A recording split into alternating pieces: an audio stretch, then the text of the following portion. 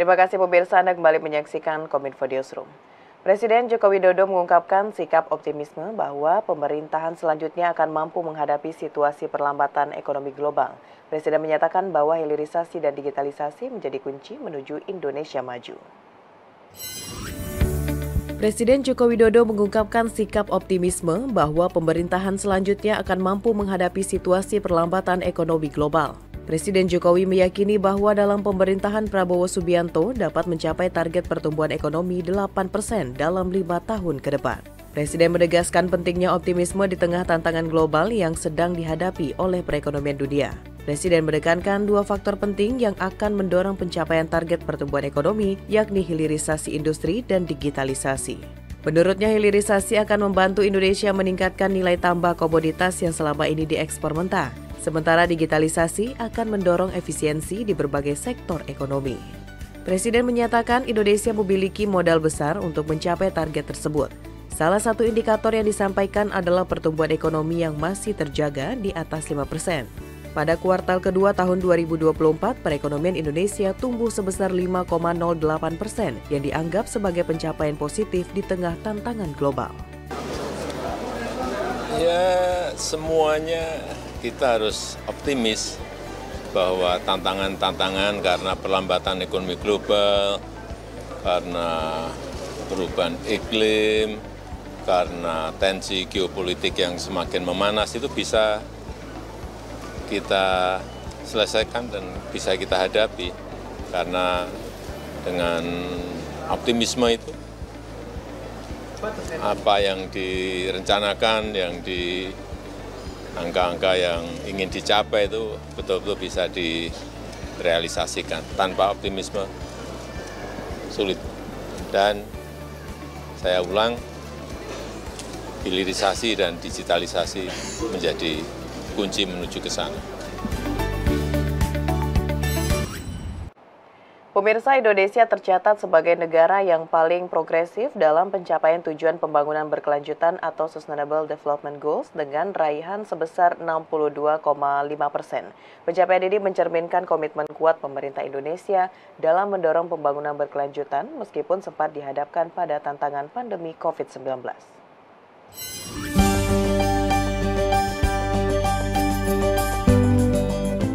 Wakil Presiden Maruf Amin dalam acara peresmian konferensi tahunan SDGs Annual Conference tahun 2024 di Jakarta mengungkapkan Indonesia menjadi negara yang paling maju dalam mencapai tujuan pembangunan berkelanjutan. Wapres menyebut Indonesia telah berhasil meraih capaian hingga 62,5%. Angka pencapaian ini jauh lebih baik dari rata-rata capaian global yang masih sebesar 17%. Wapres menyampaikan pencapaian target ini merupakan wujud komitmen kuat pemerintah Indonesia dalam mendorong pembangunan berkelanjutan meskipun sempat dihadapkan pada tantangan pandemi COVID-19. Kemajuan ini juga berdampak pada penurunan tingkat kemiskinan ekstrim dan prevalensi stunting pada balita. Indonesia menjadi negara yang paling progresif dalam pencapaian target tujuan pembangunan berkelanjutan dengan capaian sebesar 62,5%. Jauh lebih baik dari rata-rata capaian global yang masih sebesar 17%.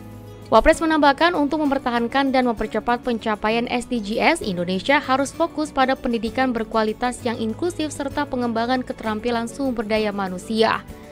Pendidikan yang relevan dengan dinamika global dan industri 4.0 sangat penting untuk menciptakan SDM yang kompetitif di pasar kerja internasional. Selain pendidikan, Wapres juga menyoroti penerapan ekonomi hijau sebagai langkah penting dalam mendukung pembangunan berkelanjutan dan upaya pengurangan emisi karbon.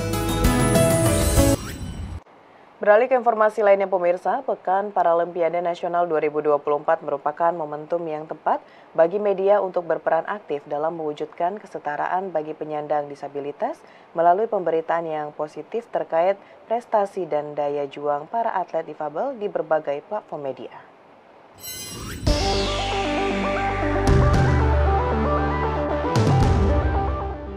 Pekan Paralimpiade Nasional ke-27 di Solo, Jawa Tengah dinilai sebagai momentum yang tepat bagi media untuk berperan aktif dalam mendukung pemerintah serta Konvensi Perserikatan Bangsa-Bangsa dalam upaya mewujudkan kesetaraan bagi penyandang disabilitas.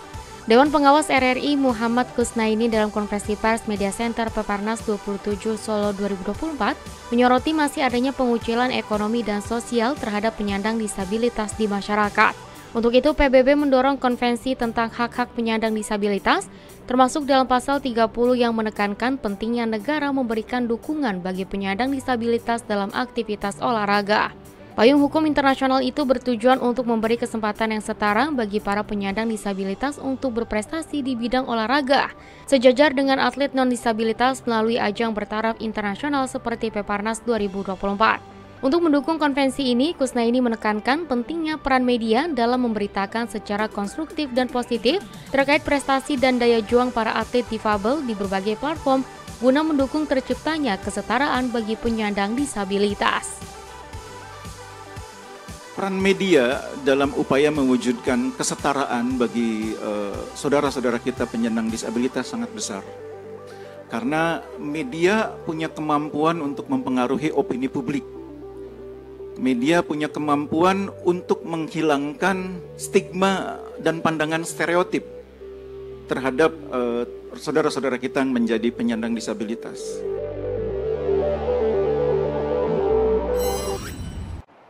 Inspektorat Jenderal 3 Kementerian Komunikasi dan Informatika menggelar sosialisasi pedoman review berencana kerja dan anggaran lintas jabatan pengambil keputusan setiap satuan kerja Kominfo. Perumusan pedoman ini dalam rangka implementasi proyek perubahan penguatan review rencana kerja dan anggaran untuk meningkatkan efektivitas, efisiensi, dan akuntabel.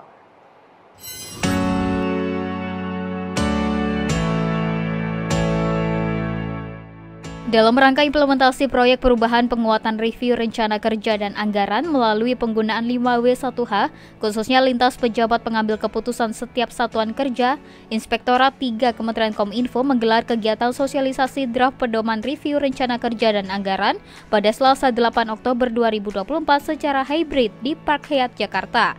Kegiatan sosialisasi ini dilakukan sesuai dengan amanat Peraturan Menteri Keuangan Nomor 62 Tahun 2023 tentang kesesuaian rencana kerja dan anggaran dengan kebijakan ekonomis, efisiensi dan efektivitas anggaran dalam mewujudkan prinsip value money, kaidah-kaidah penganggaran lainnya.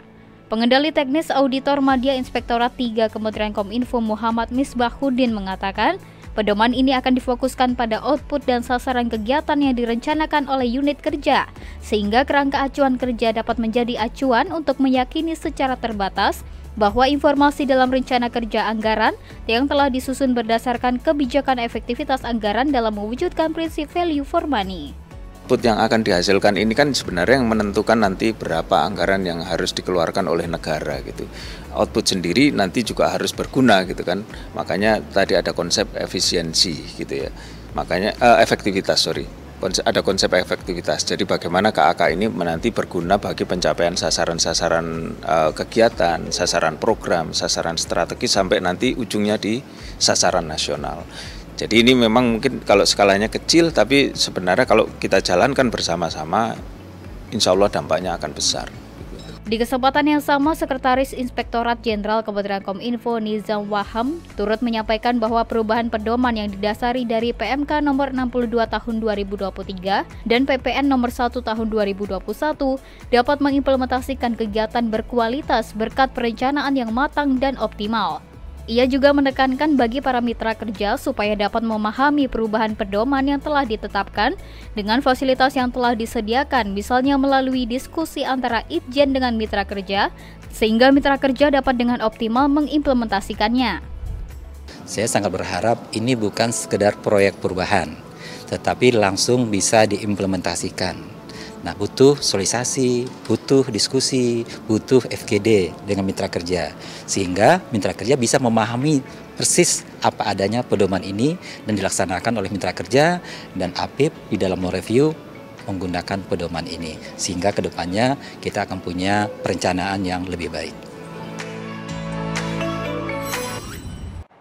Pemirsa, usai jeda pariwara, Kominfo Newsroom akan kembali dengan informasi lainnya. Tetaplah bersama kami.